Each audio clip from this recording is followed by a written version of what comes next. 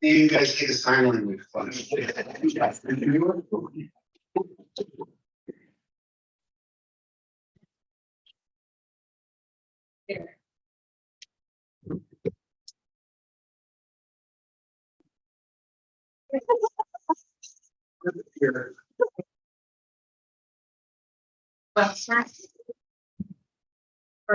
Here. Here. Riley. Here. Curran. Here. 14 present. Excuse me. I'm present and I can't hear very well. So if you called my name, I didn't hear you. I am here. Thank you. Margaret, we got you. Thank you very much. Due to extenuating circumstances, Legislator Haggard will attend remotely from the 8 Clinton Street Potsdam. Legislator Sheridan will be attending remotely. Next on the agenda is prayer. The nation.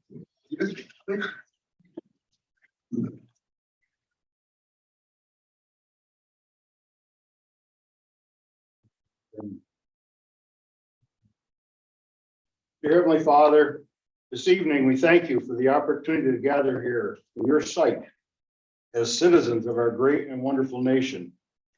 Too often we take the rights and privileges that have been afforded us for granted, while disregarding the responsibilities that accompany those same rights and responsibilities. Let us be straightforward in our interactions with one another, but most importantly, truthful and respectful. Dear Father, we also join our prayers of the people of Ukraine who look to the heavens for peace and protection during this time of violence and oppression. And we ask for your mercy, that it may change the hearts and minds of those who have chosen the path of destruction. When our evening's work is complete, we ask that you guide us on our journey home and grant us all a safe return. For all these things, we ask your blessings through Jesus Christ, your Son, in whose name all things are possible. Amen. Amen.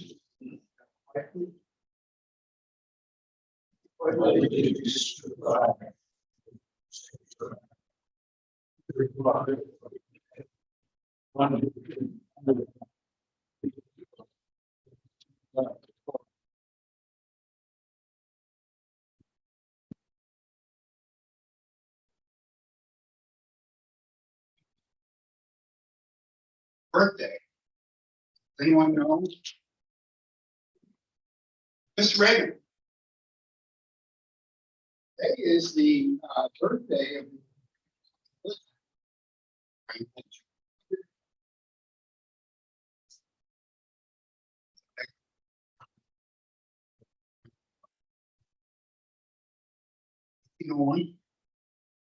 there used to be a TV show called Room 212. That's okay. Will we have a motion for the approval of the agenda? Moved by Ms. Curran, second Mr. Jeanette, Mr. Perkins. All in favor of the agenda? Any opposed?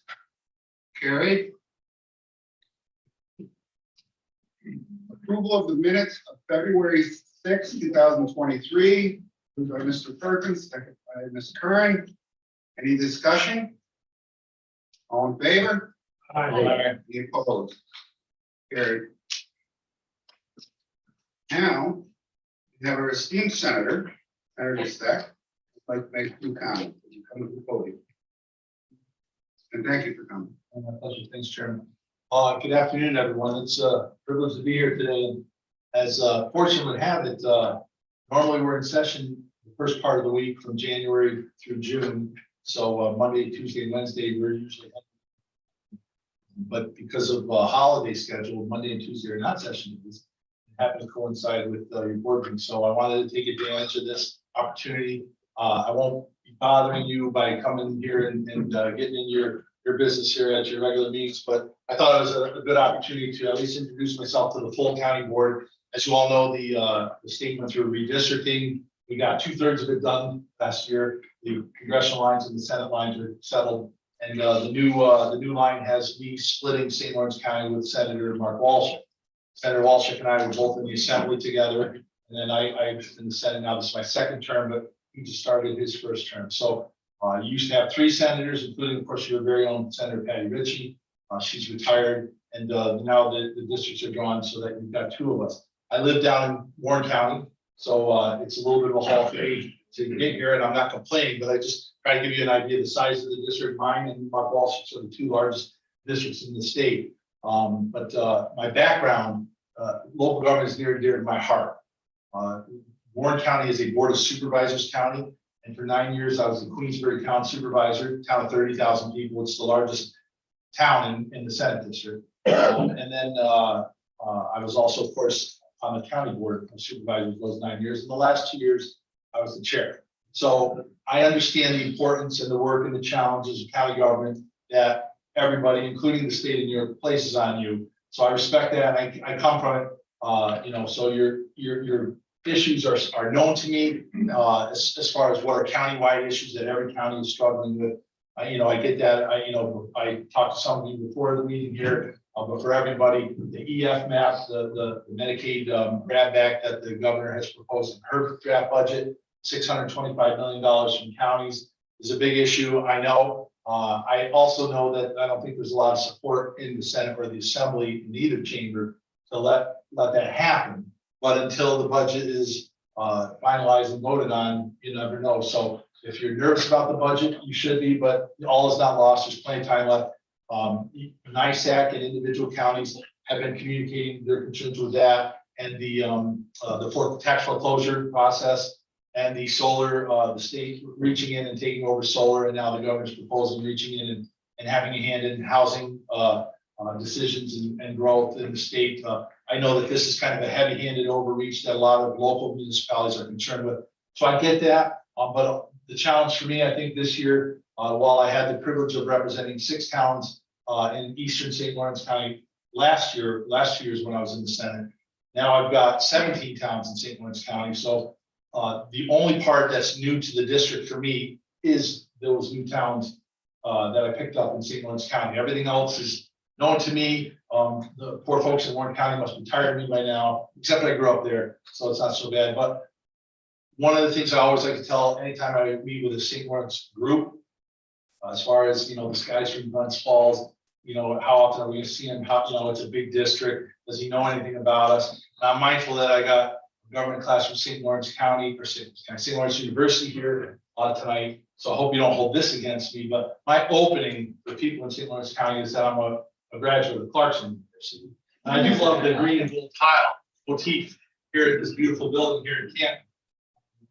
So, my formative years, we're here in Potsdam and Canton, this part of St. Louis County. So it's filled with fond memories, a few foggy memories maybe, but some hockey memories. But and I didn't play, just cheering on the team, go Tech.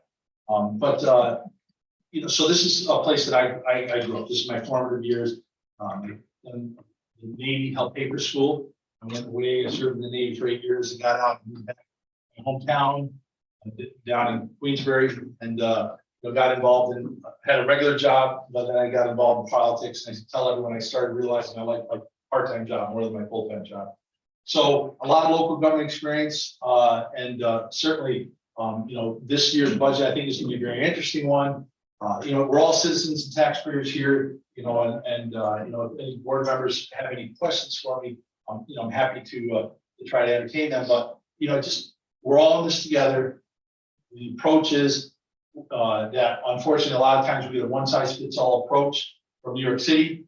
It can appear very partisan at times because New York City is certainly very blue, and the rest of the state not so much. But it is a 9 million person municipality that is half our state, and that is a challenge that we in upstate have to contend with. Is that we are going to move to the music that comes out of New York City a lot, and that's very frustrating. Whether you're a Republican or Democrat around here, I know, but the issues are important enough where we're going to do everything we can to mitigate things that aren't good in the one-size-fits-all approach. But recognizing that, you know what, in our democracy, 9 million people are gonna have an awful lot of say so. So I always view my role, my job is to represent your voice to make sure that, hey, we may be small, but we're all part of the same state. And a one size fits all approach to problems isn't always the best way to go. And I'll say this, I think the vast majority of my colleagues in both chambers on both sides of the aisle are there doing what they think is the right thing to do. They believe in it, their heart's in the right place. We're coming from different points of view and different upbringings and different perspectives and environments. And I suppose if I was raised in a major metropolitan area, maybe my views would be different. So the challenge is to just make sure that we're communicating effectively, so that when push comes to shove and there's something that's really important in the North Country, that we can get New York City to say, okay, we understand, we hear you, and we're gonna work with that. So that's how I do my job down there. It can be frustrating at times, but it's a privilege. And again, I wanted to just take a few minutes to introduce myself to the whole of the county board here. And in case you didn't know, just emphasize again that I've got a lot of local government experience. I tell everybody, if somebody says, who do you have more faith or confidence in, New York State government or county and local, town government, I am in the corner of the counties and the towns. You do it right. You do it for the right reasons. And you get a lot of stuff pushed down on you from the state over the years, and it just adds more challenge. And I know that's frustrating too. And again, on both sides of the aisle, I think most of us upstate view things that way. And I don't mean to, be overly political here. I'll use the students from St. Lawrence as my reason for talking the political landscape, because they're trying to learn. But the vast majority of us, I think, down in Albany, from upstate, are on similar pages when it comes to a lot of the issues we face. We're concerned about infrastructure, we're concerned about business climate, we're concerned about the strength of the tax base, the regulatory environment, being able to get things done, operate a business, afford to live here, afford to feed your families and educate your kids. I mean, everyone, regardless of political stripe, is worried about that. New York has a spending problem. We spend more than Texas and Florida combined. And that's like one of my openers when I start talking about our state budget. It's always in the hundreds of, everyone knows, of course, state 19, 20 million people is going to have a budget 100, 150. But if I asked you guys what was the size of the state budget, almost no one in this room, not just the college kids, most people in this room wouldn't be able to tell you within $10 billion what that number is. Those of us that do work with it know that New York's governor's budget is proposed at $227 billion. And that is more than Texas and Florida's budgets combined. And both Texas and Florida have more people in it. So I think that's a spending problem. Are we going to cut our budget in half to match theirs? I'm not suggesting that. I don't think that's feasible. We can get here overnight. We're not going to get out of here overnight. But we have a spending problem. And when it becomes an affordability problem, that's when you guys are going to take your St. Lawrence University degrees. And many of you may want to stay in New York, but you will go where the job and the affordability and the cost of living works for you as young college graduates trying to get started. I was there many years ago, and I remember eating a lot of tuna fish in my 20s. You can see I've gotten off the tuna fish, but and my challenge as a legislator and a parent of somebody that's about to go to college is I want you guys to have the option to stay here if you want to stay, to have a livelihood, to build a business, build a family, build a life here. Because your parents and your grandparents would love to see you and your kids stick around so they don't have to get in a plane to go see them. That's my mindset. So I said, give me 5-10 minutes, maybe a little over 10, but Chairman, if you've got anything that you want me to address or touch on, I'm happy. David, to the rest of the group, anyone have a question? Senator Stack? Any of the students? One thing that I know is on your agenda tonight, and the main reason why I came here tonight is I wanted to thank you. So my district office is in Glens Falls, and of course I have an Albany office.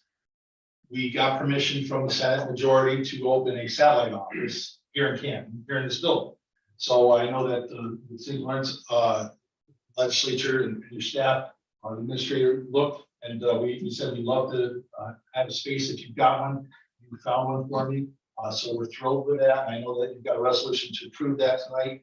And then we'll take, assuming that there's no surprises with that resolution, we'll move forward towards coordinating with the Senate to bring in some furniture and then the staffing plan, to have a part-time staff member up here. But it's important to me to have a base or a place to call mine here at the Far Point. From where I live in the district, this is about as far as you can be and still be in the district. So I'm thankful to have the opportunity to have a space here.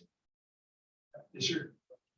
I don't think these are working, but, and this is for the government class's benefit as well as ours. I think our government in Albany is based on the Senate and the Assembly, both on population. Whereas our federal government, you have the Senate, it's based on geography, and the House is based on population. Now, has this always been the case in New York, or why did Always they been do the that case back in New York. initially? No, in New York, it's always been, equal number. I'm not an expert in American history, but I know that was that great compromise was how to get through, pull these colonies together into a nation. And you had that very debate then, should it be based on population or should it be based on per state? And their great compromises, they said, let's have two houses and one house will be based on, which I think is genius. I see why they did it. And I see why 200 years later now, we've started to migrate where we question that. And of course, also spurned from that great compromise was the Electoral College. That was all part of that same thought process. And now one of the bills or one of the concepts that I get a lot of questions on, and I'm not a fan of, is the national popular vote. And again, there's a lot of people here, oh no, it should be one person, one vote, and then winner take all. And my concern with that is instead of it being red state, blue state, or battleground states, and what you'll have is it'll be urban and rural. And we've seen what urban and rural does in New York. We are marching to a lot of urban policy here. And I think that if you did a national popular vote, you'd see the middle section of the country ignored, and all the big cities on both coasts would be catered to, promised, and at the rest of our expense. So that's why our national government was set up that way. But in New York, it's always been based on population, and every 10 years they do a census, and then from that census, just like you all do here with your legislative districts, we redraw them.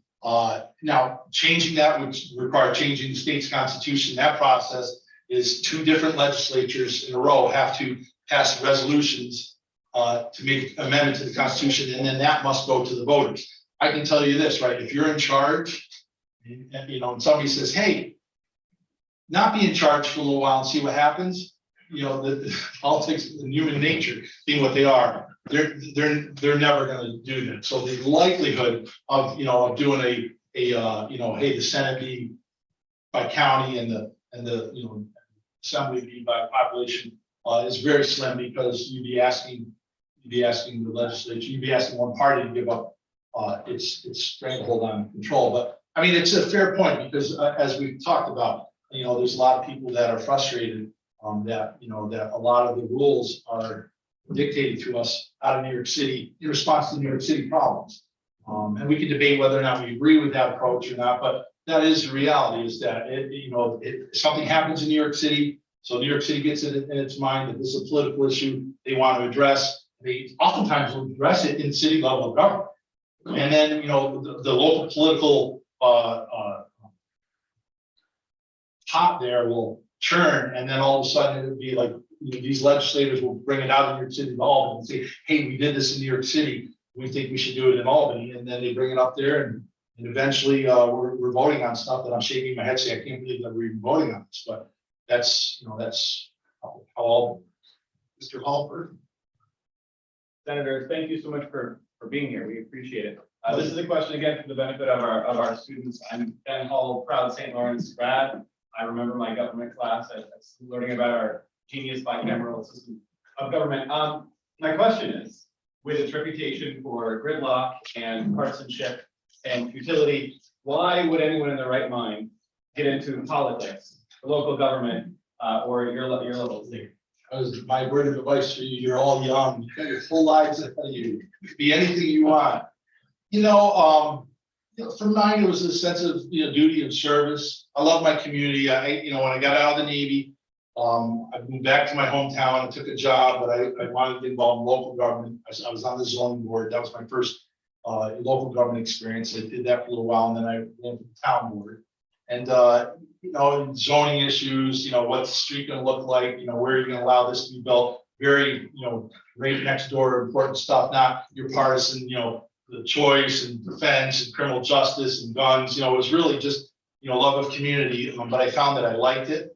And, then I started thinking I was good at it, or at least the voters were telling me, I was interpreting what the voters were saying, is, you're doing all right, keep going. But the life learner in me, what's the next corner, what's the next, on a personal level, I wanted to learn more and experience more. So I ran for the next level of office, and then opened up. I'm very frustrated oftentimes with what comes out of Albany. I kid you not. And depending on what you read, and you'll see that, that I will share that frustration. Try to do it professionally. Never try to make it personal. But try to make sure it's fact-based. And again, realizing that, not everyone's gonna share my point of view or my opinion on it. I take satisfaction in thinking that there are times that I am helping and making a difference. I'm helping solve problems. But certainly a lot of the big picture stuff that comes out of Albany, criminal justice, Second Amendment, our spending habits, our regulatory environment, the anti-business climate that we're in, despite people saying otherwise, facts are that when businesses rank us, or magazines and periodicals rank New York, we're on the wrong end of a lot of lists. And that's very frustrating to me. But you know what? It could be worse. And like a lot of people talk about the role of majority and minority. I mean, I'm in a Senate of 63 people, and 42 are Democrats and 21 are Republicans. We get outvoted a lot. And that's not going to change. But you know what? My job is to put forth a counter argument, or to ask the tough questions, or just highlight and provide pushback, so that to mitigate the damage. You're just trying to minimize the impact that it's going to have. And it can be very frustrating at times. Every once in a while we get a win, and no one ever acknowledges or pats us on the back that we got a win, but it's the stuff that we stop that is the closest to victory. But again, it doesn't change that we spend more than Texas and Florida combined. And that is a fact. And you can't argue with that. Mr. Reagan. Senator, where do things stand with redistricting in the Assembly? So redistricting in a nutshell should have been done, the congressional lines, the Senate lines, and the Assembly lines last year. The legislature did not follow the process. The court did not throw out the maps because they were gerrymandered and they were drawn illegally per se on the map. The process was not followed. What the court ruled in Steuben County out in Western New York, in Southern T, the court said you didn't follow your process. The redistricting commission was supposed to come up with a set of maps for all three, Assembly, Senate, and Congress, and then it was going to get voted on. And we voted it down. So then the process required that they do another set of maps by the redistricting commission and put them forward for a second vote. They didn't do that. They skipped that and they went straight to the third step, which is then you get to draw your own map. So the legislature took the pen and drew the map instead of the redistricting commission. That got challenged and went all the way to the Court of Appeals. The Court of Appeals said, yeah, you violated the Constitution. The Assembly was not included in that original set of lawsuits. So the court settled the procedure on fixing the maps for Congress and Senate, and that happened last year. They did rule later that the Assembly maps were also unconstitutional, but there wasn't enough time to fix them then. So the Assembly has, what they decided, the courts did, was we're going to let this unconstitutional map stand for 2 years. And this year, you got to try the process again to redraw the maps. And then in 2024, the Assembly maps will, in theory, be permanent for the next 8 years. So where are they? They're waiting for that first set of maps by the Independent Redistricting Commission to be drawn and submitted. Now, I suspect that they will vote them down, and they will get a second set of maps, and they will vote those down, and then the legislature will draw the map. So, which is the Independent Redistricting Commission was supposed to remove politics from the map drawing, but the way that the law is written, it says we still get to vote on it. So again, if I've got the power and I'm giving you guys a chance to draw the map, but I have to approve it, And if I reject it twice and I get to draw the map, guess what's gonna happen? I'm gonna reject that map twice, and then I'm gonna draw the map I wanna draw. That's exactly what's gonna happen, in Albany. In which case, I don't think that those maps will change a lot, because the maps that they're sitting on now, they drew themselves. So if they get a chance to draw their own maps again, I don't think it'll be very different from what they have.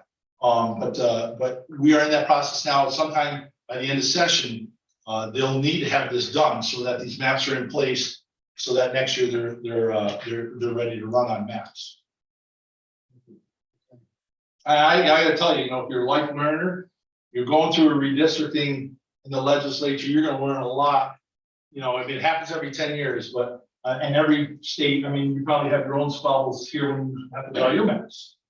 Just imagine what it's like at the state level trying to draw a congressional map. And as it turns out, for the government students here, and as narrow as the majority is in the House of Representatives, and which no one thought, right? Everyone thought last year, oh my God, this is gonna be a big red year, and the Republicans are gonna have a 30 or 40 seat majority, and they have what, like a 4 or 5 seat? Well, most of that came from New York.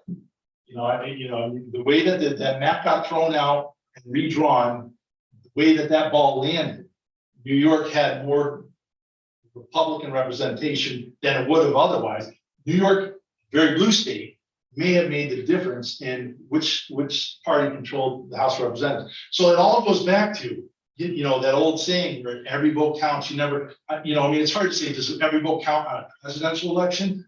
It did when I was a kid down in Florida, with hanging chads and all that, were door lost. That came down to just a few hundred votes in Florida. And local elections, every once in a while, you'll have something, a tie. Every once in a blue moon, you hear about a tie.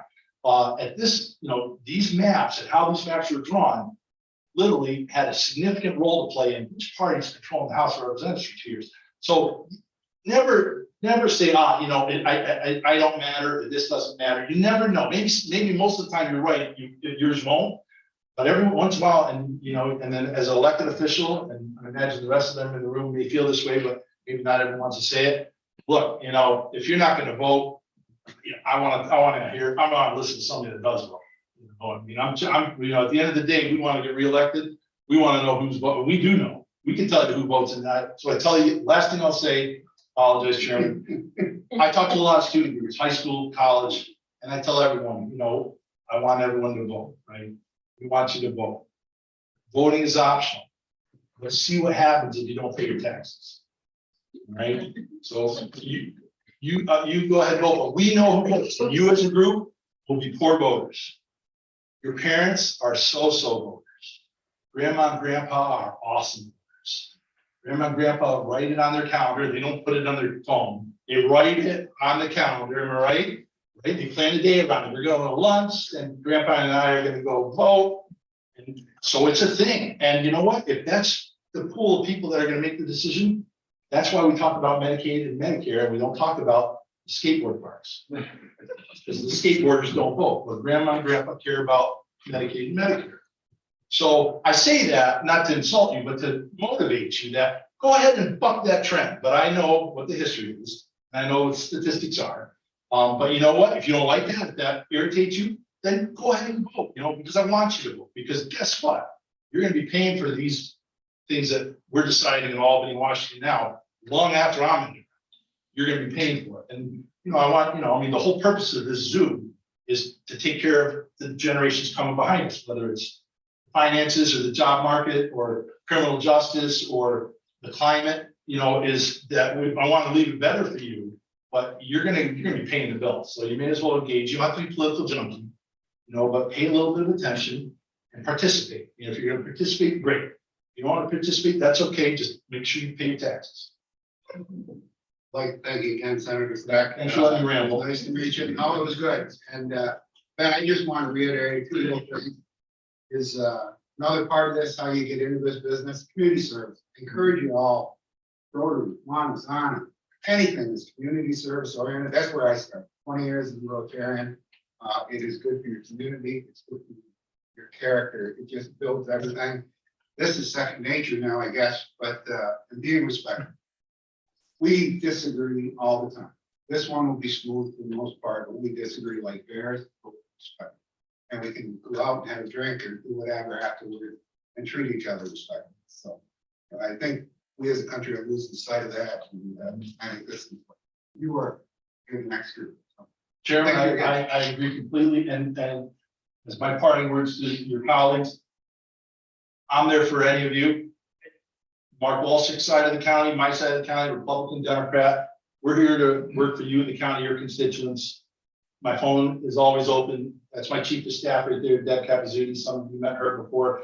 But I want you to, we're approachable and we'll work for you. And I don't care what your party affiliation is. If there's an issue that we can help you with, you know, that's the job and I'm happy to do. I'm fortunate to do.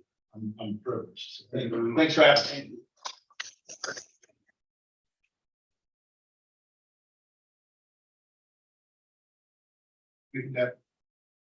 We'll be in touch. Yeah, when Senator Steck's office reached out to me when I was down in NICE, I thought it was a great opportunity. Never regret one bit. Thank you. Kelly, communications.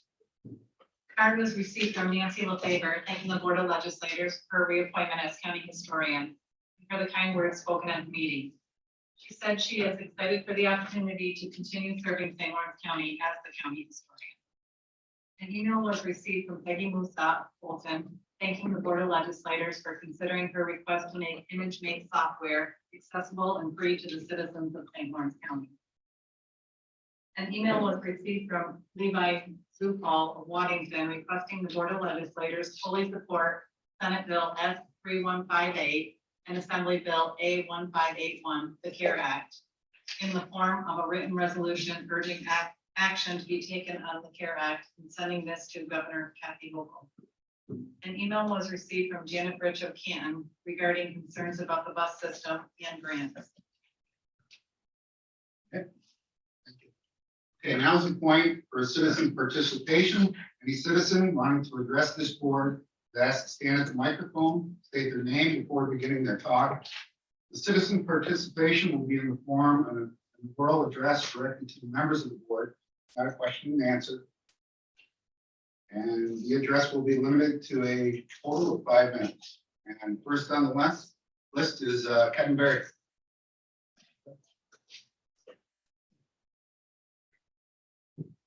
I would like to bring the legislators' attention to the problem of the transgenderization of school children in a public school in St. Lawrence County. Last year, I wrote a letter to North Country This Week regarding this situation, a letter which the publisher of that paper chose not to publish, in which I said in part, why are 5- and 6-year-olds being introduced to concepts such as bisexuality, pansexuality, gender fluidity, and transgenderism, all of which terms were on full display this year on Lisbon Central School's Inclusion Board? It seems that the transgenderization of school children starts early at Lisbon Central because it is obvious that the words were exhibited in order to put into children's minds the seeds of doubt and insecurity about their own human natures and natural attributes. It's clear that if the transgenderization process starts in kindergarten and continues on through elementary school, by the time a girl is in 7th grade, she will have been sufficiently manipulated psychologically into requesting puberty blockers, the first step in transitioning. Case of Chloe Cole, a transgenderization survivor, is illustrative. She began taking puberty blockers and testosterone at age 13. At age 15, she had both her healthy breasts surgically removed. Fortunately, before doing further damage to her body, she detransitioned at age 17 and now campaigns to raise the awareness of parents who are being terrorized by educational and medical so-called experts into letting their children be transgenderized. Children have a right to their lives, they have a right to their futures, they have a right to grow up, get married, and have children, a right to be fruitful and to multiply, as Scripture says. In other words, they have a right to be normal human beings. Even from a secular, scientific, Darwinian perspective, transgender interventions are wrong because they interfere with a person's ability to achieve reproductive success and are therefore evolutionarily maladaptive. So from a religious as well as from a scientific point of view, transgenderism is an injurious, life-denying ideology that has no place in the public schools or elsewhere. I had previously written another letter mentioning the same subject more generally, which was published in North Country this week, which read in part, "Religion is gone from our public schools and there seems to be very little chance of getting it back. Parents who want to give their children a religious education must send them to a religious school or homeschool, while they are forced to support the public schools through taxation. Religious parents want their children to learn traditional values and morality and do not want them transgenderized in the public schools." So I wrote this letter as a private citizen. I was put under investigation by the town supervisor of Colton, who, using the town's funds, attempted through two of the town attorneys to find a way to have me removed from the office of town board member because of my defense of the rights of parents to protect their children in the public schools from being brainwashed into allowing themselves to be chemically and surgically mutilated and maimed for life. So we have in the county a school superintendent who is attempting to transgenderize the school children in his care, while the publisher of the local newspaper and the supervisor of the town of Colton do their best to stifle any criticism of this abhorrent transgenderization. I urge the legislators to increase their awareness of the situation at Lisbon Central School before irreparable psychological and physical damage is done to the students there. Okay, next on the list, Zach McGee. Zach, are you- Hello again, St. Lawrence County Board of Legislators. My name is Zach McGee. I'm a professor at St. Lawrence University. It's a real pleasure to be back here, and thanks again for allowing my class to come back, especially Chair Forsyth, Legislator Haggard. Sorry you couldn't be here. Thank you for facilitating this for me, as well as the help of County Administrator Doyle and Deputy Whitworth. I really appreciate it a lot. I was not aware that Senator Steck was going to be here, but it continues one of the most impressive trends of state level government interacting with the community that I've ever seen. I've only lived here for 2 years and I've now met him, and our previous Assemblyman, Mark Walczak, came to my class on campus at St. Lawrence University last year. And it's a real pleasure. It's a real pleasure to see a county and state government that is responsive and takes their role bipartisanly and seriously. The reason my class is here is because I agree with you. Civic discourse needs to be revised in the United States if we're going to preserve democracy or a democratic republic in any sense. And as someone who has the privilege of educating students, I think directly seeing for themselves what the work of governance is like is immeasurably valuable to them, and I appreciate your support in that endeavor. Thanks.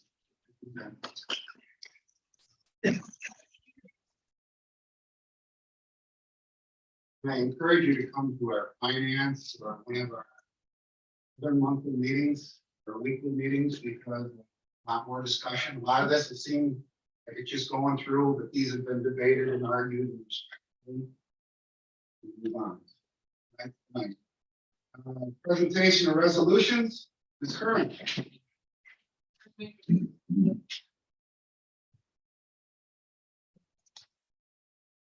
I offer a resolution modifying the 2023 budget of the district attorney's office. Right.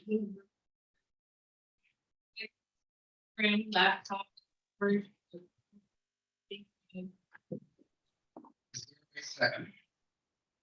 Mr. Paul, any discussion? No discussion, this is a roll call vote. Forsyth, Yes. Lightfoot, Yes. Sheridan, yes, Smithers, Yes. Denisha, Yes. Perkins. Yes. Paul. Hay. Hager, yes, Webster. Yeah. Burke. Jeanette, Aye. Terminelli, Yes. Kern, Aye. Reagan, Aye. 15 yes. Motion carried. Ms. Curran? I offer a resolution authorizing the chair to sign a contract with Flip Network Solutions Inc. for the redundant internet connection service backup 911. Is there a second? Mr. Lightfoot? Any discussion? No discussion, all in favor? Aye. Any Aye. opposed? Motion carried. Ms. Curran? I offer a resolution to approval of bad debt write-off for probation department. Is there a second? Mr. Perkins? Any discussion? Discussion, all in favor? Aye. Any opposed? Carried. Ms. Curran? I offer a resolution authorizing the chair to sign a contract with Proact by pharmacy benefit management service. Is there a second? Mr. Lightfoot and Mr. Jeanette? Any discussion on the resolution? No discussion, all in favor? Aye. Any opposed? Carried. Ms. Curran? Thank you, Mr. Chair. I have a resolution authorizing the chair to sign a mic for general maintenance. The telephone infrastructure. In-state technology. Information. Is there a second? Mr. Perkins? Any discussion? Discussion, all in favor? Any opposed? Carried. Ms. Curran? I offer a resolution modifying the 2023 budget for information technology department. Windows. Second by Mr. Burke. Any discussion? No discussion? All in favor? Aye. Oh, I'm sorry. Roll call vote, sorry. Yes. Sheridan, Yes. Smithers, Yes. Denisha, Yes. Perkins. Yes. Paul. Aye. Hay. Yes. Hager, yes, Webster. Burke, Yes. Jeanette. Aye. Terminelli. Yes. Aye. Reagan, Aye. Forsythe, Yes. I have a question, just quick. Anyone know why we do roll call as opposed to majority vote? Modification to the budget. Receive modified, would be a roll call vote. Ms. Curran? Thank you, Mr. Chair.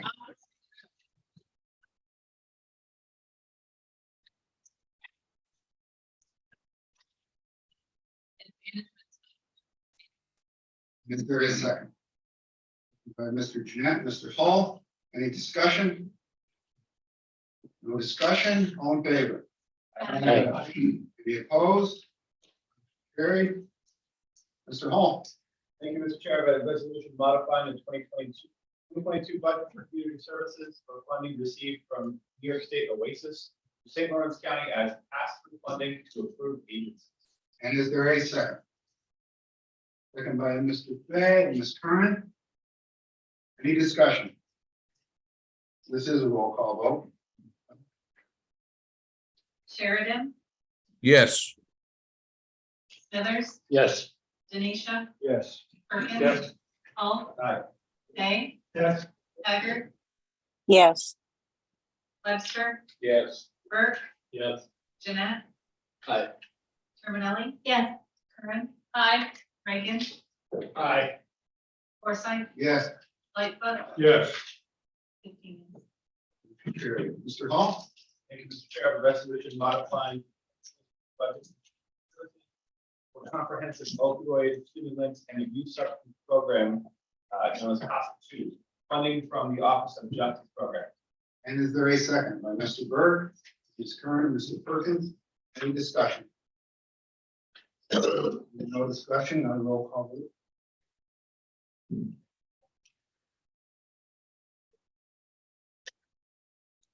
Smithers, Yes. Tanisha, Yes. Perkins. Yes. Paul, Hay. Did you say Haggard? Yeah. I can't hear you, but my vote is yes, because I think I heard you say Fay. I know I come after him. Webster. Jeanette. Kelly. Yeah. Green. Aye. Reagan. Aye. Forsythe. Yes. Lightfoot. Yes. Sheridan. yes, 15 yes. Is this better, Ms. Haggard? Is that better? Mr. Forsythe, I can't believe this audio visual thing is another one of your talents. It is better. There you go. Working my magic. You're amazing. Thank you.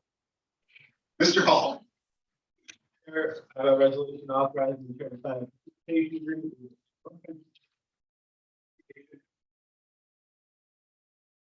And is there a second? By Mr. Jeanette, Mr. Perkins. Any discussion? No discussion, all in favor? Aye. Any opposed? Carried. Mr. Hall. Chair, I have a resolution authorizing the chair to sign a cooperative agreement with North Country Independent Practice Associations LLC. Is there a second? Mr. Perkins, any discussion? No discussion, all in favor? Aye. Any opposed? Motion carried. Mr. Hall. Chair, now a resolution modifying the 2022 budget for services, increased costs associated with administration, software, and travel. And is there a second? By Ms. Kern. Any discussion? Seeing no discussion, roll call vote, Councilman. Tanisha. Yes. Perkins. Yes. Paul. Aye. Hay. Yes. Haggard. Yes. Webster. Yes. Burke. Jeanette. Aye. Terminelli. Yeah. Kerman. Aye. Reagan. Aye. Forsythe. Yes. Lightfoot. Yes. Sheridan. yes, Smithers. Yes. 15 yes. Motion carried. Next motion or resolution, Mr. Jeanette. Thank you, Mr. Chair. First resolution I have is for authorizing the chair to sign a contract with Barton and Logus for engineering services for County 38, Furnace Street Bridge over the Racket River, bid number 635. And is there a second? By Mr. Berg and Ms. Kern. Any discussion? No discussion, all in favor? Any opposed? Motion carried. Thank you, Mr. Chair.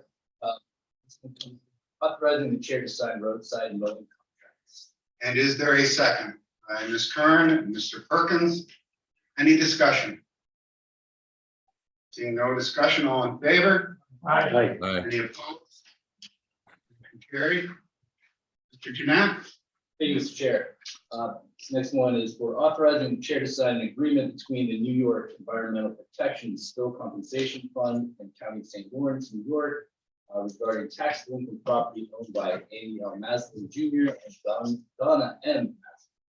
And is there a second? By Ms. Kern. Any discussion? Seeing no discussion, all in favor of the resolution? Any opposed? Carried. Mr. Jeanette. Chair.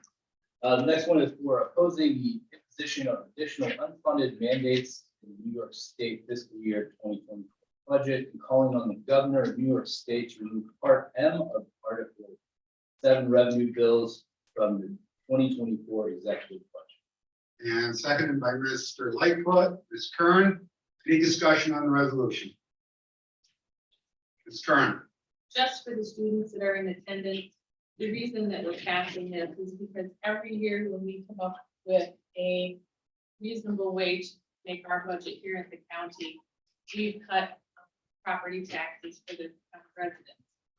almost like they look at our sales taxes when we come ahead a little bit, or when we lower sales tax and we're spending less. And then they take part of their budget and they send it down to the county to pay for it instead of the state paying for it.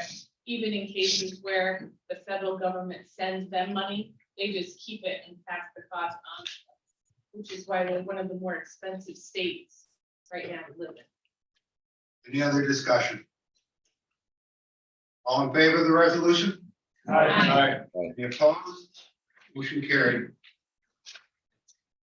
Mr. Jeanette, Mr. Chair, setting a date for a public hearing on the proposed local law.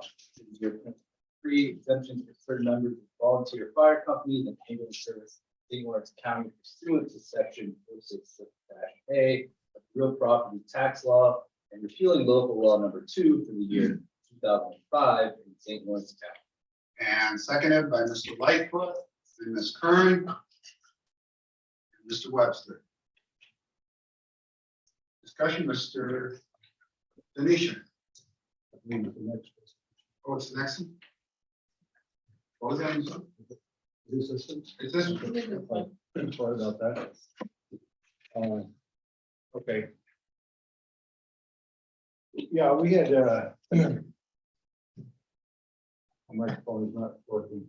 No, We had quite a bit of discussion regarding this this local law. Especially in regards to active and in good standing. And Mr. Button was provided a few that he had asked me to look at, and I've actually modified the ones that he had sent me. But the amendment that I would like to offer, you all have it in front of you. And to be considered eligible for the partial exemption, applicants must be able to demonstrate that they're active and in good standing. Fire chiefs may promulgate rules and regulations to determine whether the applicant is classified as active and in good standing. But at a minimum, the applicant must meet the following requirements. Completion of all required OSHA trainings. B, completion of at least 75% of departmental firefighter specific training as required by their affiliated volunteer fire departments. C, attendance of at least 50% of meetings is noticed by their affiliated volunteer fire department annually. And D, attendance of at least one departmental event annually. You're offering an amendment? I am. Is there a second to the amendment by Mr. Hall? Is there any discussion on the amended resolution? I wanted to second that, please. Oh, excuse me. Ms. Haggett? That's- Yes, I did You'd want like- to second that, but I would like to also say that those are very good suggestions. I would support that because I think when I read the law, it was a little loose in interpretation, and that really does hold to the true spirit of this is to reward and to make it known that we appreciate these volunteers doing this, and we should all be very grateful to them. I think it's the least we can do, but thank you, Mr. Denisha, for bringing that forward. Mr. Ray? Thank you, Mr. Chair. Will these also apply to volunteer ambulance or rescue squads?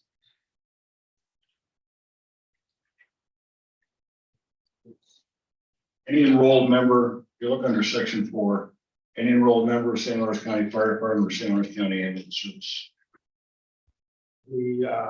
So if we could get the amendment to reflect for rescue squads as well, and can we get asked the advisory boards for both the fire departments and the rescue squads to review the amendment and let us know what they think prior to, for the public hearing.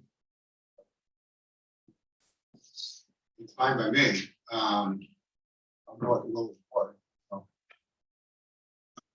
We could do the EMS ambulance just by a friendly amendment, say, right?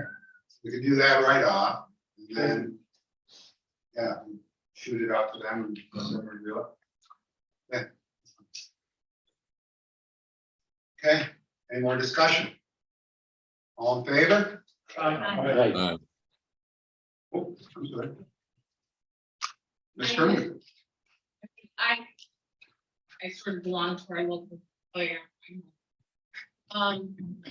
And we don't have a lot of people that make 75% of all the departmental meetings.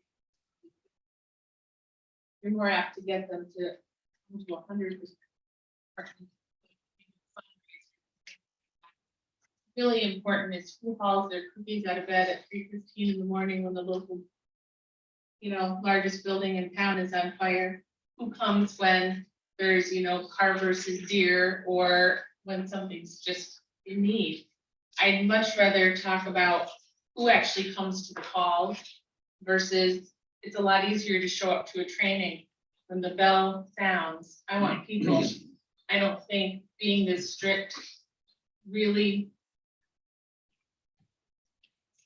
captures the spirit of rewarding somebody. You're giving them a whole lot of extra stuff to do on top of their calls. I think if you ask the departments, they tell you that very few people meet these criteria. Thank you. Mr. Lightfoot first. It seems that this amendment, in my mind anyway, puts us in a rather untenable position. This is a board meeting.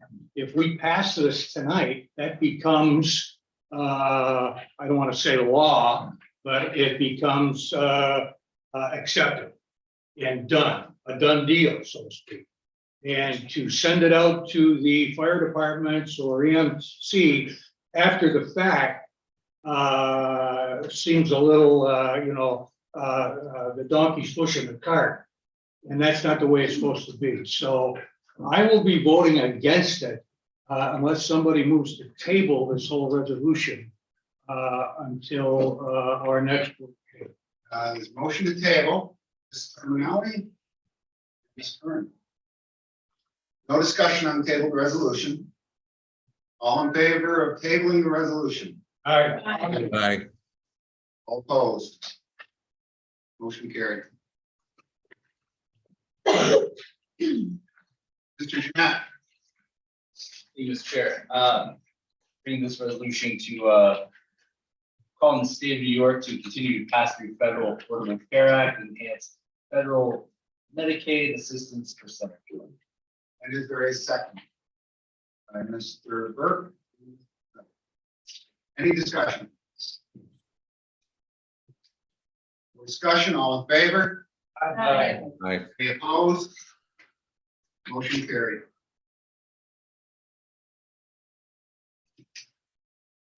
Mr. Jeanette? Thank you, Mr. Chair. This resolution is we're authorizing the chair to sign a contract with New York State Technological Enterprise Corporation for public service answering point independent verification integration services for public safety complex renovation project and modifying the 2023 budget for capital project in the county administrator's office. And is there a second? By Ms. Curran and Mr. Perkins. Any discussion on the resolution? No discussion, this is roll call coming. Perkins? Yes. Hull? Bay? Yes. Haggard? Yes, Webster? Aye. Burke? Yes. Jeanette? Aye. Terminelli? Yes. Kernan? Aye. Reagan? Aye.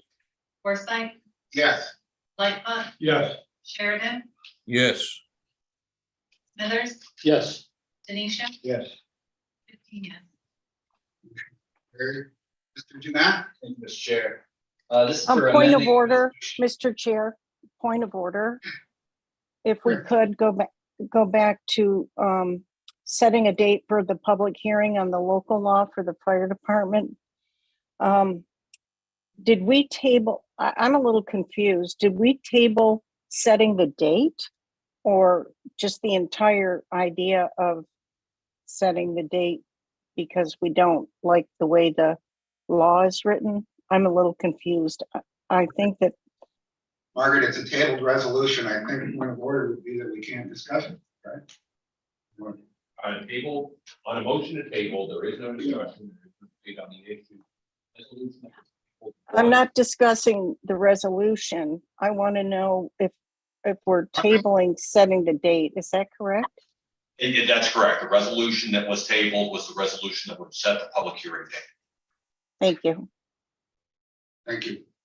Where were we, Mr. Jeanette? Thank you, Mr. Chair. This is for amending resolution number 21-2023, bank depositories and investment county funds.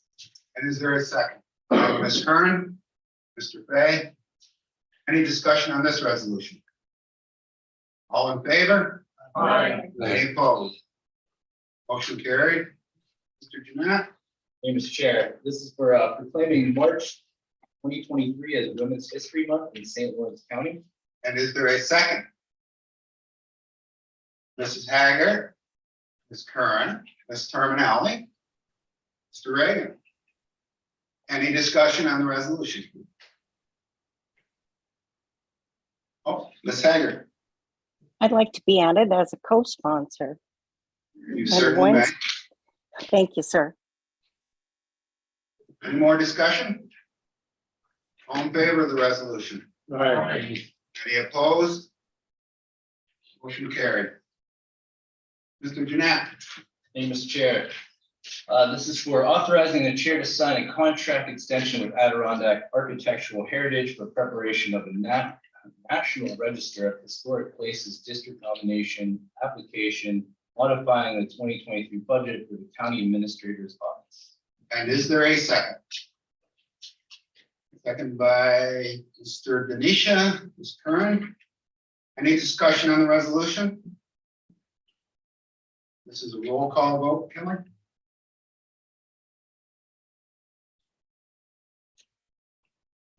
Paul? Fay? Yes. Haggard? Yes. Webster? Yes. Burke? Yes. Jeanette? Aye. Terminelli? Yes. Curran? Aye. Reagan? Aye. Forsythe? Yes. Lightfoot? Yes. Sheridan? Yes. Smithers? Yes. Denisha? Yes. Perkins? Yes. 15 yes. Motion carried. Mr. Jeanette? Thank you, Mr. Chair. This is for authorizing the chair to sign contracts with Usherwood Office Technology to provide multifunction device and maintenance. And is there a second? By Ms. Curran? Okay. Any discussion on this resolution? All in favor? Any opposed? Carried. Jeanette? Thank you, Mr. Chair. This is for authorizing the chair to sign a contract for purchase and installation of lock set with Keeley Bros for community offices at 21 Harrogate Commons in Messina, New York, and modifying the 2023 budget for the County Administrator's Office. And is there a second? Second by Ms. Terminelli, Mr. Lightfoot. Any discussion on the resolution? Roll call vote, Kelly?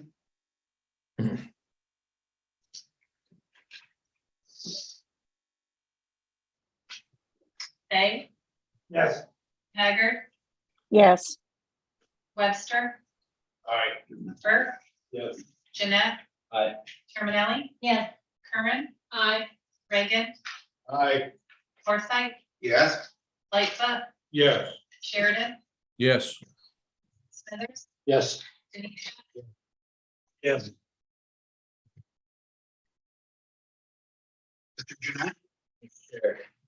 This is for modifying the 2023 budget for community services for funding from the New York State Office of Mental Health Workforce Grant. And is there a second? By Ms. Curran, Mr. Burke? Any discussion? This too is a roll call, Kelly?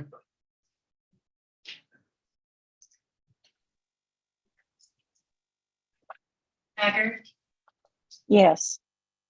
Webster, Yes. Burke, Yes. Jeanette, Yes. Terminelli. Yes. Curran. Aye. Reagan, Aye. Forsythe, Yes. Lightfoot, Yes. Sheridan, yes, Smithers, Yes. Denisha, Yes. May. Carried. Mr. Jeanette? For authorizing the chair to sign a contract. Like.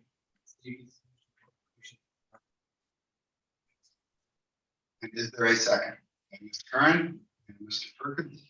Any discussion? No discussion, all in favor? Aye. Any opposed? Carried. Mr. Jeanette? Mr. Chair. This is for accepting the recommendation of the county administrator and rescinding the hiring freeze established in resolution number 281-2008 as recommended in the 2022 annual vacancy. Is there a second? Seconded by Mr. Webster and Mr. Lightfoot. Any discussion? Seeing no discussion, all in favor? Aye. Any opposed? Carried. Mr. Jeanette? Mr. Chair, this is for accepting the recommendation of the county administrator for changes to the application of the salary plan for non-union graded and employees as recommended in the 2022 annual vacancy. And is there a second? Second by Ms. Curran and Mr. Burke. Any discussion on the resolution? All in favor? Aye. Any opposed? Carried. Mr. Jeanette? Thank you, Mr. Chair. This is for accepting the recommendation of the county administrator related to the vacation buyback benefit regarding the 2022 annual vacancy. And is there a second? Ms. Curran, Mr. Perkins, and Mr. Burke. Any discussion on the resolution? No discussion, all in favor? Aye. Opposed? Carried. I apologize. I should have asked you, Mr. Jeanette, on the ruling.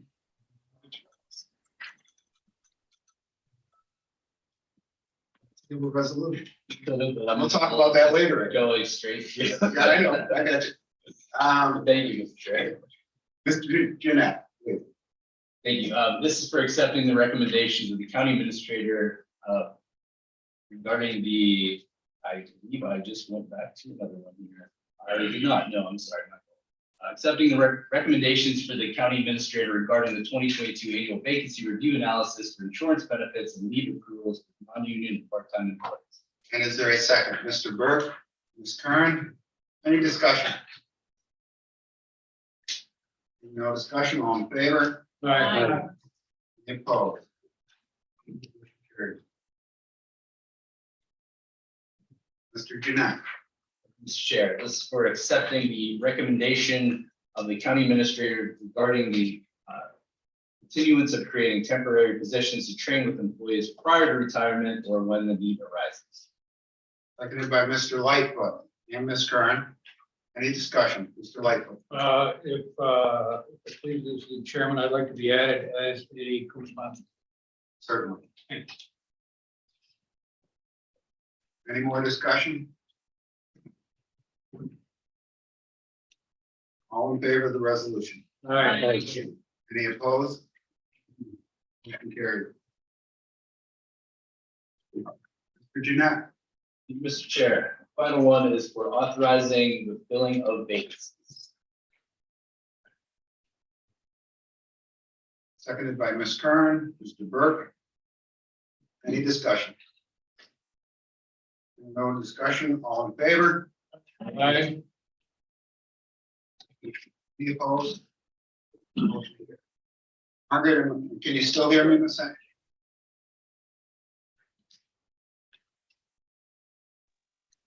Dave, are you speaking to me? I just wondered if you can still hear me well. No, you need to do some more of that magic. Okay, I'm gonna tweak it. All Okay. right. I just want to make sure. Mr. Jeanette. Or no, Mr. Forsyth, please. Mr. Reagan, would you read this for me, please? Thank you, Mr. Chair. I'd like to offer a resolution, the St. Lawrence County Board of Legislators requesting action of Senate Bill number S5467 and Assembly Bill number A5021, to extend the authorization of St. Lawrence County to impose an additional 1% of sales and compensating use taxes. And is there a I second? move to, Seconded by Mr. Lightfoot and Ms. Curran. Any discussion? Seeing no discussion, all in favor? There is. Mr. Lightfoot, I'm sorry. not so much discussion, just for the use of our guests tonight. This is a resolution that every 2 years, we have to go to the state to get them to approve us, asking for approval to retain that 1% sales tax that we've had now in effect for, what, 4 or 5 years, 6 years, and maybe 10 years? All right. I know time goes by fast. This is part of state of New York's effort to control, my estimation, the county legislatures in requiring them to come back and ask for something that is pro forma. It's going to get passed. All the counties in the state have to do it. It's a waste of time, a waste of energy, and everything that goes along with it, that we have to comply with these. This is a foolish requirement on the part of the state requiring us to do that. The 3% sales tax goes on without any of this. It is that 1% that the state wants to have control over, and be good, mind your P's and Q's, or we might not vote in favor of it. So, thank you. Point taken. Anyone else? Any more discussion? This generates, this extra 1% generates for St. Lawrence County around $20 million. It helps us keep our property taxes down. It's substantial. To the state's argument to that, Mr. Lightfoot, I'm not defending it, but if they let us impose this and let it go through 10 years from now, when all the other mandates come forward, we would probably look for sales tax again, you know, and maybe that's the way to limit the end in sight. So that's the only thing. Car rides still all make me think about stuff. It's crazy.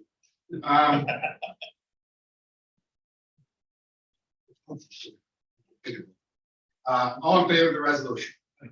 Opposed? Motion carried. Mr. Sheridan. Thank you, Mr. Chairman. I have a resolution authorizing the chair to issue a revocable license to the New York State Senate for a space located at 48 Court Street, Canton, New York, and move for its adoption. And do we have a second? Mr. Perkins, Mr. Webster, Mr. Hall, Mr. Jeanette, Ms. Curran, Mr. Lightfoot, Mr. Reagan. Mr. Forsyth as well. Any discussion? Yes, Mr. Chairman. Thank you. Go ahead. I would like to point out that this office setup will give the residents of St. Lawrence County an opportunity to personally meet with the staff and the senator himself when dealing with constituent matters. And without traveling large distances. This is a big county in a big area, very long distances, and it's a vast Senate district. The district reaches the northernmost point of the state up near Plattsburgh, and goes down as far as Queensbury, and it's got an area of 6,800 square miles. It's both the largest state Senate district in New York and the largest state legislative district in the northeastern United States. So I urge my fellow legislators to vote in favor of this resolution. Thank you, Mr. Sheridan. Mr. Reagan. Thank you, Mr. Chair. As someone who for the past 12 years worked for a state senator, I had the privilege of working for State Senator Patty Ritchie and having an office here in St. Lawrence County where citizens could come and meet with the senator, meet with their staff, talk about the issues of the day, make her aware of problems and ways that she could help the citizens of the county was invaluable. And for St. Lawrence County government, I believe having Senator Steck having an office here in the courthouse will be especially valuable to many of the county's agencies that are looking for the ear of the state senator and making them aware of some of the particular challenges facing county government, which as many people don't realize, we as the county government are the action agency that carries out the policies and the programs created by state government and the federal government. Those New York State and Washington create programs, but they hand it off to county governments to deliver the services to the people. And by having the state senator here and his staff here, our agencies that are in the trenches, delivering services, delivering mental health services, delivering law enforcement services, delivering social services, will be able to make an appointment or just pop in and visit and have the ear of our state legislature. So I would urge everyone to support this. Thank you, Mr. Reagan. Anyone else? Mr. Hall? Sure. Keep pushing the button, it doesn't it? I just want to reiterate, if I'm not mistaken, this resolution also reflects our willingness and eagerness to provide the same space to other elected officials who represent our constituents in our county. And so we'd be excited forward to it being utilized by other elected officials beyond Senator Steck. This is a great start, but echoing the comments before, I think it's an excellent service and resource to provide to our constituents, have access to, as discussed earlier in this meeting, there's such value to that close connection to your elected officials. So it's an exciting resolution. Thank you. Anyone else? All in favor of the resolution? All right. Aye. Motion carried. Thank you, Mr. Sheridan. Welcome. County Administrator's report. Short update this evening. I wanted to thank our county historian for the displays along the entire lobby-way. I invite the class to stop in and review some of the women celebrating St. Lawrence County that were adopted in the resolution, but also the yellow roses on each of your desks tonight are significant to celebrating Women's History Month. So thank you for the resolution, but please take some time. It's a great display. Thank you to Nancy. Wanted to report out to you a transfer of funds pursuant to local law status. This is for the class. The board adopts a budget, and within a certain dollar amount, I am allowed the opportunity when needed to move money around. However, I have to report that out at the next meeting. So tonight I'm reporting $90 adjusted for the county clerk's office. This is to deal with postage in the Department of Motor Vehicles. Wanted to make you aware of some mention of it, I think tonight, that the NISAC conference was better attended than in years prior by St. Lawrence County. All of our new legislators attended, as well as our chairman. We also were able to have 4 staff present to sort of divide and conquer the information being distributed at our state association conference. Certainly many conversations around the Medicaid challenge presented the most glaring in the budget, but lots of other conversations too, that about our assigned council attorneys.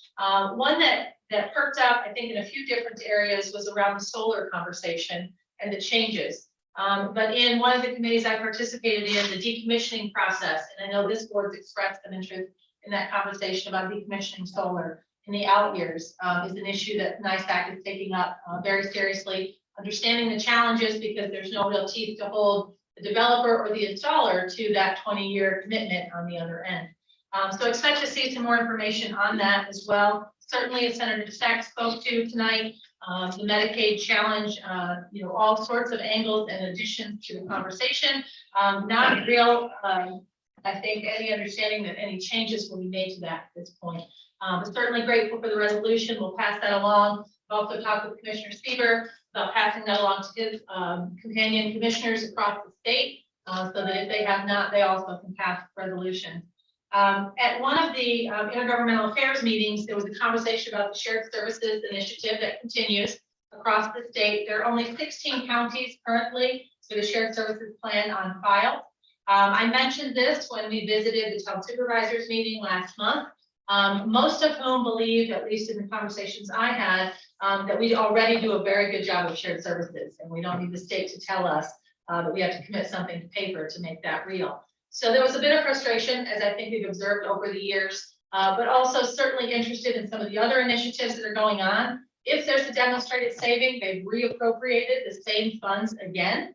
And so that may allow us an opportunity to get some savings passed along to local municipalities.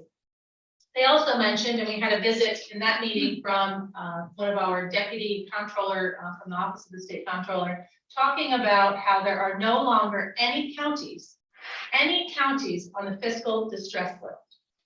And so there remain towns, there remain villages and school districts. And so the sentiment became that counties are inevitably being punished for managing their budgets and all exiting a very difficult fiscal time over the years. Now, whether there's merit to that or not, that was the discussion. And so understanding that that's a big successful accomplishment for counties. But also understanding across the state, there was an 8.8% increase in sales tax across the state. Now, that doesn't mean every county saw that number, but the aggregate and the average was 8.8%. So understanding that the AIM payments, the hospital distress fund we've talked about, and the sales tax money grab before has now gone away. And so there's a thought that counties are being punished. And that's unfortunate when counties are working diligently to lower taxes and make New York more funded. But those are just a couple of the areas. Certainly we'll share more as the month goes on as we work on the 2023 legislative agenda. I think the resolutions adopted there always better inform the conversation. But tomorrow, as a final couple comments, tomorrow we'll hold the vacancy review committee meeting at 9 a.m. There are only 5 to be considered tomorrow, I believe, between 3 departments.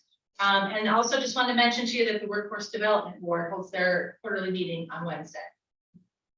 So unless there's questions, that's all I have. Any question? Thank you. Okay, move on. All the new business. Mr. Smithers. I have a question on the resolution which we tabled tonight. We didn't give a date that it was tabled until. Should we do that? I would assume it'd be until the next full board, technically.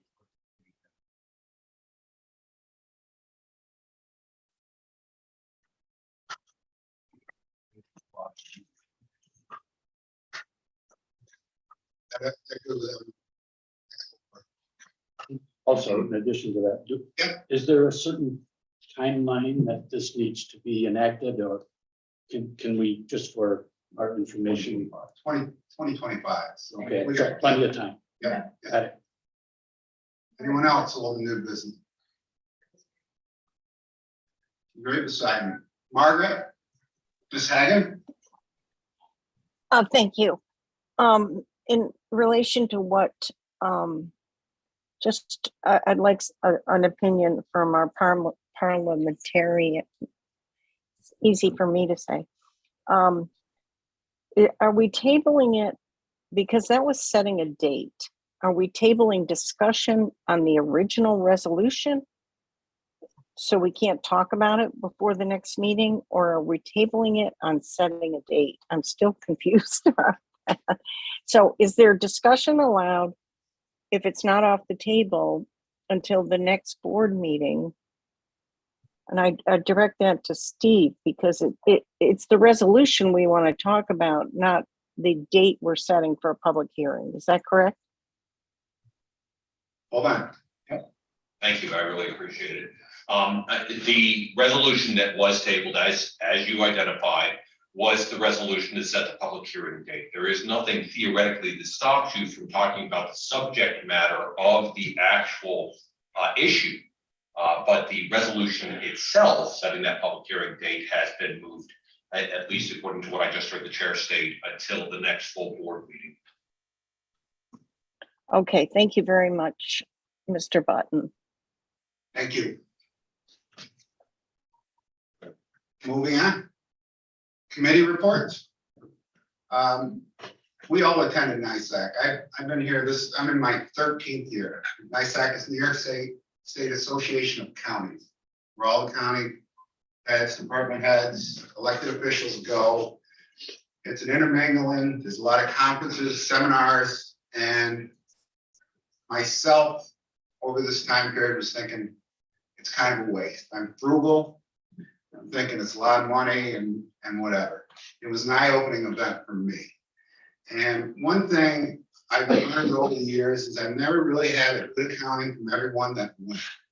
What I've done is requested from a few of the individuals that went just a brief of what they got out of this. And I think you'll be pretty amazed. And I'll finish it. But Mr. Hall, would you like to start? Yes, Mr. Chair, I would. You said brief, so I'm going to do my best. I just want to give a brief report on two of the sessions I attended. One was a smaller session, and one was a full, I don't know how many people were there, 300 people session. Thank you, sir. The first one was a discussion of lead mitigation and how some of the decisions at the state level are impacting counties. And so there was a presentation from representatives from Oneida County, and they shared some of the things that they've learned in the last few years, responding to especially a recent change in the New York State. They had set the level for blood lead levels of 15, and they reduced that to 5. And so that reduction has increased the number of cases that counties that were basically on the county's plate, as far as children, especially who had lead poisoning.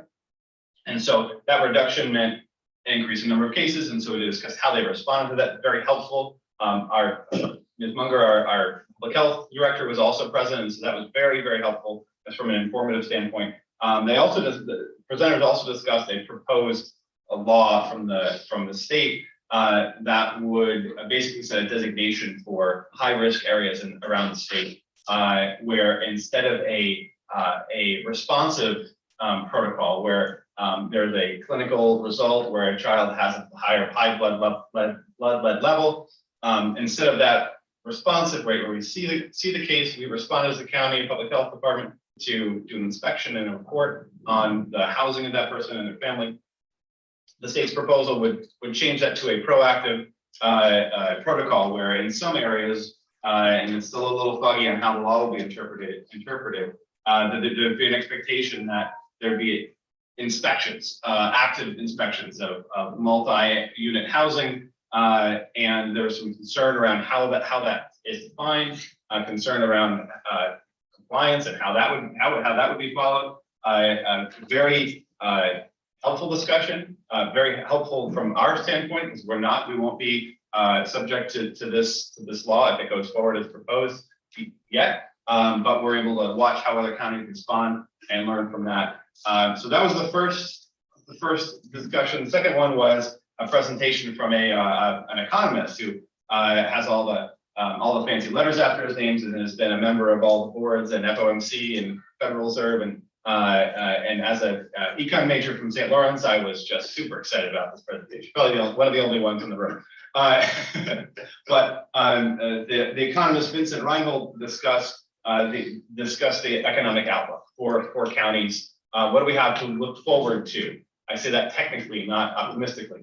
And he talked about the impacts of COVID policies on our economies, on the labor force, on local government.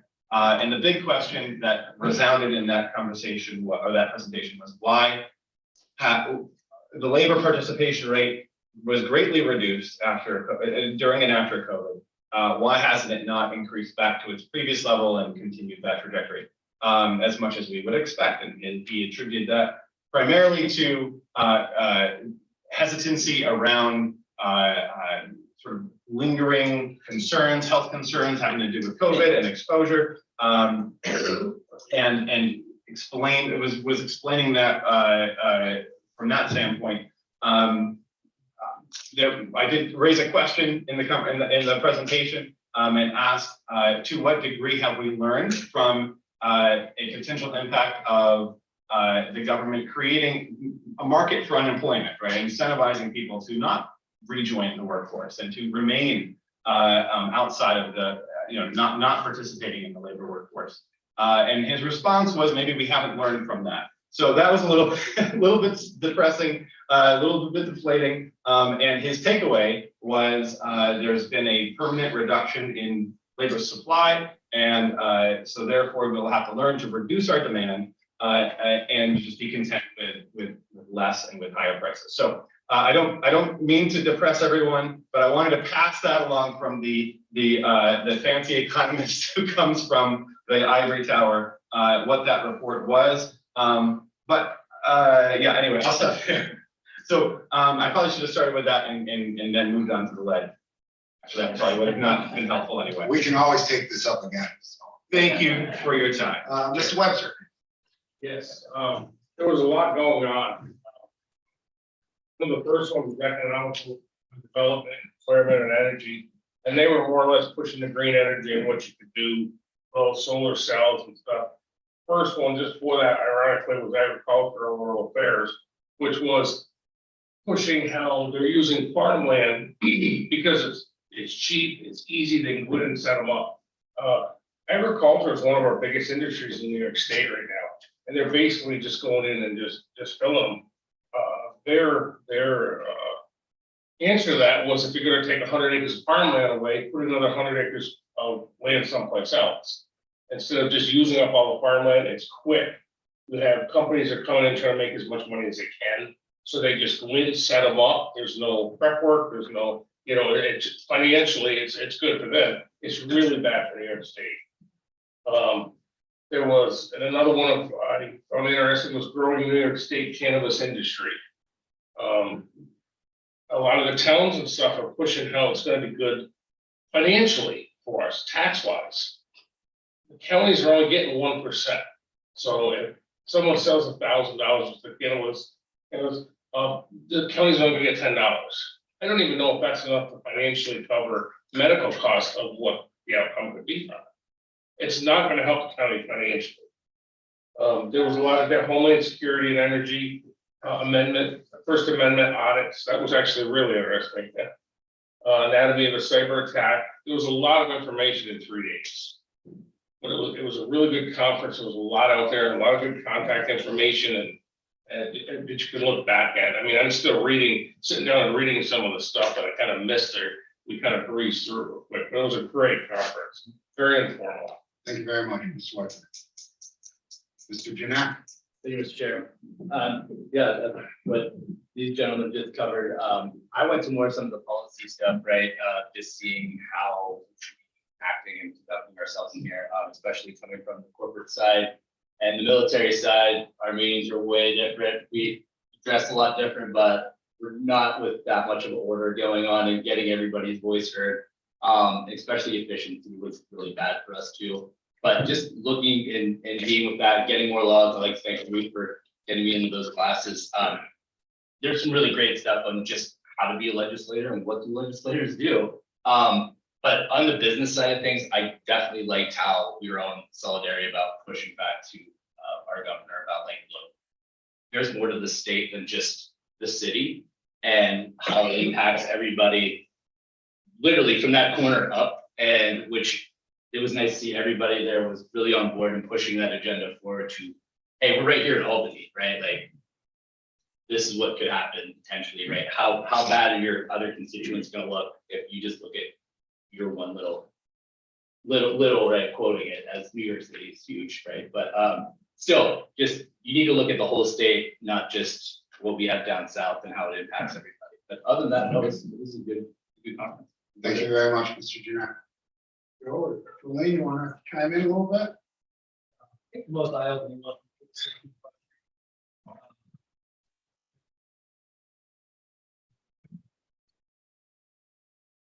But if you get through the majority of the more striking proposals for Governor Hochul's budget proposal, how that affects, will potentially affect all the communities across the state.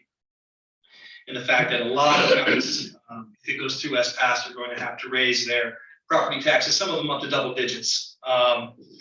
And the not so rosy view from the gentleman who presented it as to whether or not that'll get passed or not. So it was eye-opening to see, you know, the lack of traction prior to these resolutions getting sent up in terms of getting that changed. Very much, Joe. Julie? Right on the spot. So I sit on the public health standing committee.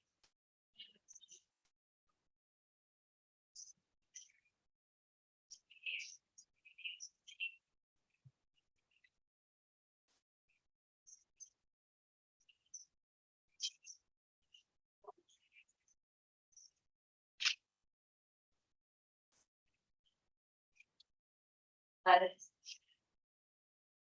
There's a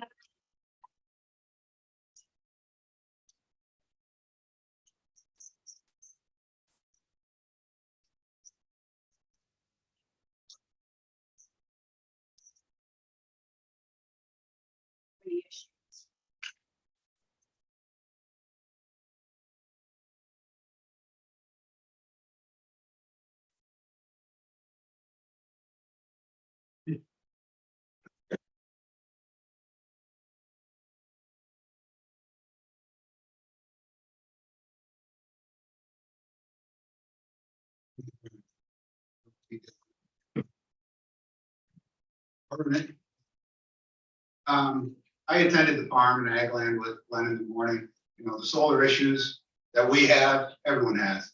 There's counties where there's more solar panels now than residents, and it's growing.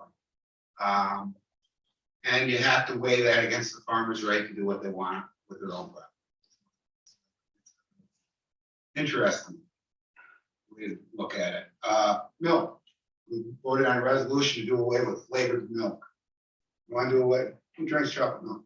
Any of you drink chocolate? Strawberry? I like strawberry. But you want to do away with flavored milk? Another one of those things that Senator Speck said that, you know, maybe someone think that a good idea. I didn't. So, and not someone in the room, I don't think believed it was a good idea, but that's one that they came up with. Indian gaming. That was interesting. We have an Indian land claims thing going on. Ruth suggests I go to that, and I really appreciate that because I got a lot out of the game. There are 3 casinos planned for New York City, all coming up fairly quickly. I think the licensing application was $1 million, and there were 17 RFPs, 17 people put in proposals. The permit, the licensing permit for a casino in New York City is $500 million. There'll be 3 of them, so it's $1.5 billion. And the proposal in New York City is to fund mass transit.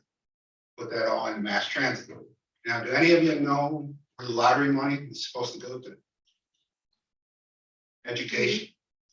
So we came up with a resolution supporting the ideas putting into education. Thought that might be a little better use. Whether it'll go anywhere, I don't know, but that was interesting. Dylan reminded me I had a 7:30 in the morning, chair's breakfast with Senator Griffin. Senator Griffin used to represent Messina. I haven't seen him in probably 12, 13 years. He came right up when I mentioned St. Lawrence County, the big county, and we had a nice conversation. He's the Senate Minority Leader, so he's a good person to have as a friend, especially when you're trying to get the flavored milk back to the stop. Mass transit funding and things like that. So, right there on that. Health insurance. I attended the Health Insurance Review Committee. I've been on that for 8 years now here. And most of what they presented was 3 cost-saving measures for health insurance for your county. And we've implemented or tried to implement all three. And Proact was there, Aetna was there with the Medicare Advantage plan. And I was the first one to raise my hand and speak to the group. There was probably 80 people in attendance, and I asked how many people or counties have done an audit on their health insurance plan. Yeah. So I imagine there's going to be some HR directors doing audits on health insurance plans. When we did ours years ago, I think 28, I think it was 28 that we found. Ryan Boucher from Lewis County said he was on a committee that they found 200. So I said, add a fourth line to this because, and by that was what it was is 8 years ago, when I came back onto the board, health insurance audit goes, the HR director directed it and goes through all your employees to make sure that everyone on your plan is supposed to be on the plan. And we hadn't looked at it in quite some time. I thought maybe we ought to look at that. I talked to somebody, says usually you get 3 to 5%. I think our total plan memberships are around 2,000, over 2,000. We found 28 people in that year alone. I think it was around 96,000. But think of the years that accumulate. But people that were on a plan weren't even supposed to be on the plan. And through that, we were able to go to an RFP process, which John led, and save substantially on our health insurance. Jefferson County has not implemented that. I got those boys here for 2 days, and I imagine you will see them implementing it very quickly. And then emergency services. I had to attend the emergency services. And I didn't realize this position has as much power as what it does. And there was just an incident in California with the snowstorms, and the county supervisor was declaring the state of emergency out in California. I had no clue. And when they said, who's the chief executive officer of the company? Ruben. It's me. I said, well,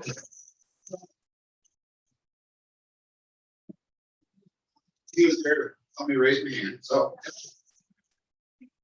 but what it was, you put faces with people, and it's important. You brainstorm, you talk where they had their experiences.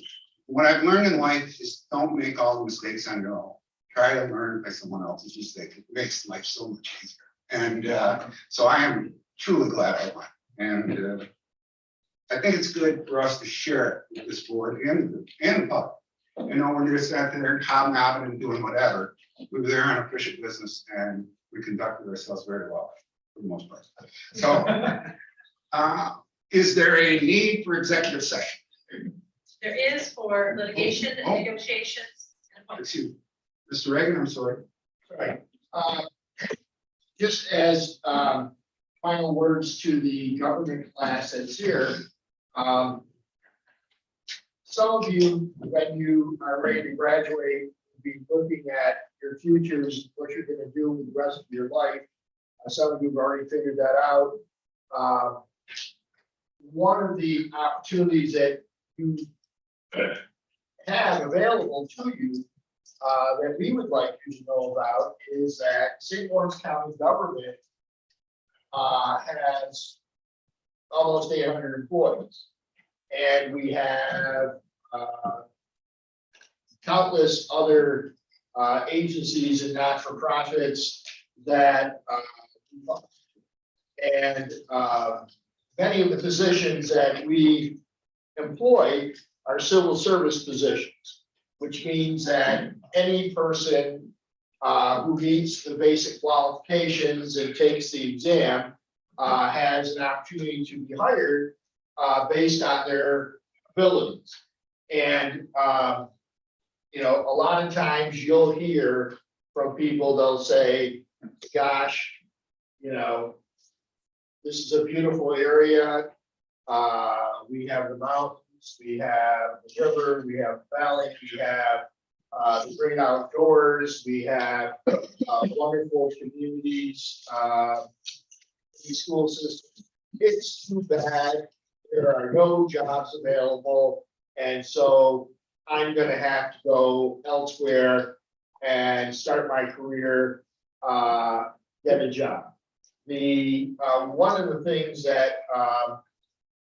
some of us have been pushing, has been for us to do more outreach to make the students at our four tremendous colleges more aware that we have jobs. We have good paying jobs with tremendous benefit packages, tremendous retirement packages, tremendous health insurance packages, and that, you know, you would be amazed at the wide variety of positions that are available, many of which don't even require a four-year degree.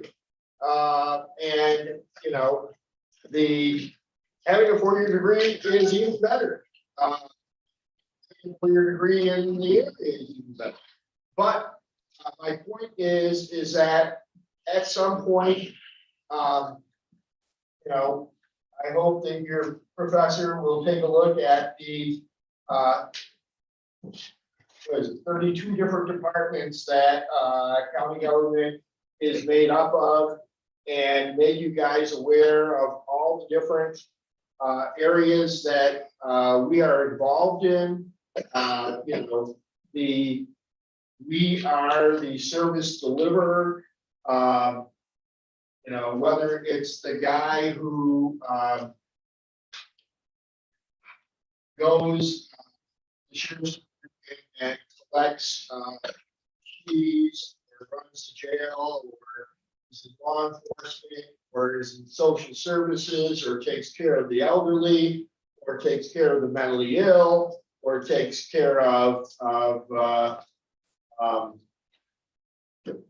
whole host of things. We have jobs available, and we would like some of the best and brightest from the colleges to come and look at what we have and think about making a life and making a living here in St. Lawrence County. So thank you for your interest tonight. Thank you for your interest in government. But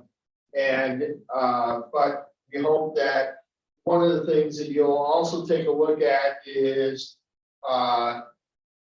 the opportunities that we offer for growth and for making a living in one of the most beautiful places in the world. And so, thank you. Thank you, Mr. Lane. Mr. Hall? Thank you, Mr. Chair. If I may address our guests, thank you for joining and being part of this meeting. I graduated from St. Lawrence University almost 10 years ago, and I just want to let you all know, almost not a day goes by where I don't reference something I learned in Heffern Hall. Whether it was political philosophy, or American government, or economics, it flavors the way you think. And so I'm so appreciative of that. I want to encourage you to keep your notes. They're probably not on paper, so don't delete them. Build good relationships with your professors, because I'm able to send an email out or call up professors I had almost 10 years ago, and it's been very helpful. A class I took, my 20 years at St. Lawrence, influenced my decision years later to pursue law school. I'm in the midst of law school now. So I encourage you, dig in, learn as much as you can, build relationships, and save your notes. Thank you, Mr. Hall. Anyone else? I know I got off script a little bit, but I think it's important. I think this is great. I thank you, Margaret. Ms. Saget, please. Thank you very much. I guess I have to motion a lot because I'm not sure if I'm heard, but I don't pay attention to what my wife says. all I can say to these lovely students, and thank you, Dr. McGee, I appreciate you doing this every year, is run for office. You're never too young. Start when you first get out of college. We need you. Thank you, Margaret. Ruth? Is there a need for an executive session? There is for litigation, negotiations. We go into executive session. Mr. Fay, seconded by Ms. Kern, Mr. Hall. All in favor?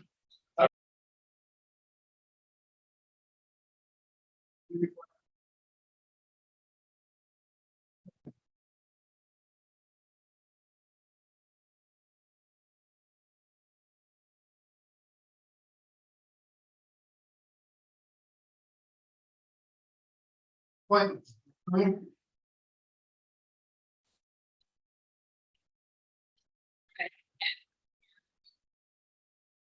For the environmental management. Adam Pearson, PhD. Neil Woodward. Then we need a second. Second by Mr. Jeanette, Mr. Romanelli. Discussion, all in favor? Aye. Mr. Cole.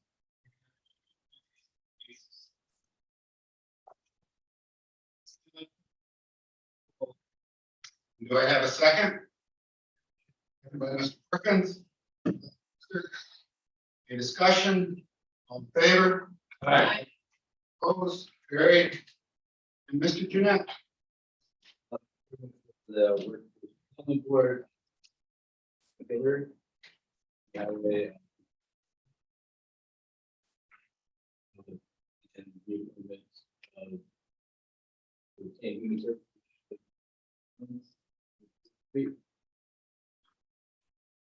And Renee Cole, 48 Fourth Street, Canton, New York. 167.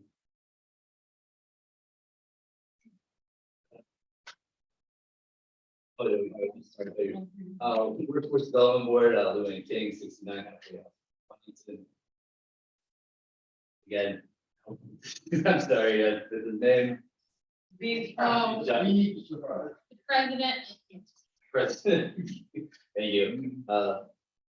34 Cornell Drive, MacArthur Hall, 6. St. Lawrence County Recreational Trails Advisory Board, Bill Dashmus. Timothy Brayshaw, 76 Chubb Lake Road, Governor, and 48 Storin, 58. And do I have a second? Mr. Curran, Mr. Perkins, all in favor? Aye. Opposed, carried. Chair's appointment, Mr. Webster. Want to use the trails advisory? And no further business. Who's doing good? Mr. Fay, second by Mr. Hall.